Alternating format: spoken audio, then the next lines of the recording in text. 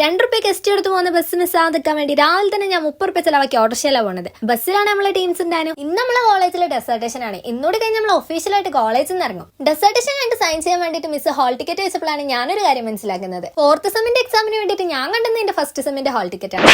കോളേജിലുള്ള നമ്മളൊരു പിടിപാട് വെച്ചിട്ട് നമ്മളെ സാർ നമുക്ക് പുതിയ ഹാൾ ടിക്കറ്റ് എടുത്താണ്. അതുകൊണ്ട് നമ്മൾ കഴിച്ചില്ലായി. ഇനിയിപ്പോ നിങ്ങൾ പറയും നിങ്ങൾക്കുണ്ടോ ഇന്നെ പോലെ നല്ല ബോധമുള്ള ഫ്രണ്ട്സ്? അങ്ങനെ ഉച്ചയായപ്പോൾ നമ്മൾ എല്ലാവരും കൂടി ഫുഡ് കഴിക്കാൻ വേണ്ടിയിരുന്നു. ഇനി നമുക്ക് PG ലൈഫിൽ ഇതേപോലെ ഒരുമിച്ചിരുന്ന് കഴിക്കാൻ വേണ്ടി പറ്റില്ല.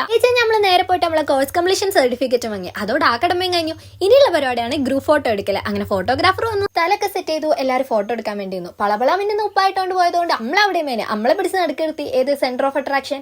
ഫോട്ടോ എടുത്തു കഴിഞ്ഞപ്പോഴാണ് ശരിക്കും നാടകീയമായ രംഗങ്ങൾ അരങ്ങേറുന്നത്. ഫെയർവെല്ലിന് പോലും കരയാതെ വെച്ചിട്ടുള്ള കണ്ണീരൊക്കെ എല്ലാവരും പൊട്ടി. ഞങ്ങളൊക്കെ കരഞ്ഞു പോട്ടെ, ഞങ്ങളെ മിസ്സുമാർ വരെ കരഞ്ഞു. അതോടുകൂടി ഞങ്ങൾക്കൊരു കാര്യം മനസ്സിലായി, ഞങ്ങൾ എല്ലാവർക്കും പ്രിയപ്പെട്ടവരായിരുന്നെന്ന്. കരച്ചിലും ബീച്ചിലൊക്കെ കഴിഞ്ഞിട്ട് നമ്മളെ ടീച്ചേഴ്സിനോടും കോളേജിനോടൊക്കെ യാത്ര പറഞ്ഞിറങ്ങി. സാത്തുനിന്ന് ക്ഷീണിച്ച് നമ്മളെ നല്ലവനായി ഉണ്ണി വന്ന് കൂട്ടിയിട്ട് മെയിൻ റോഡിലാക്കി തന്ന് പിന്നെ നമ്മൾ ഓരോരോ ചായയും കുടിച്ച് പിരിഞ്ഞു. അപ്പൊ ശരി, ബാക്കി പിന്നെ.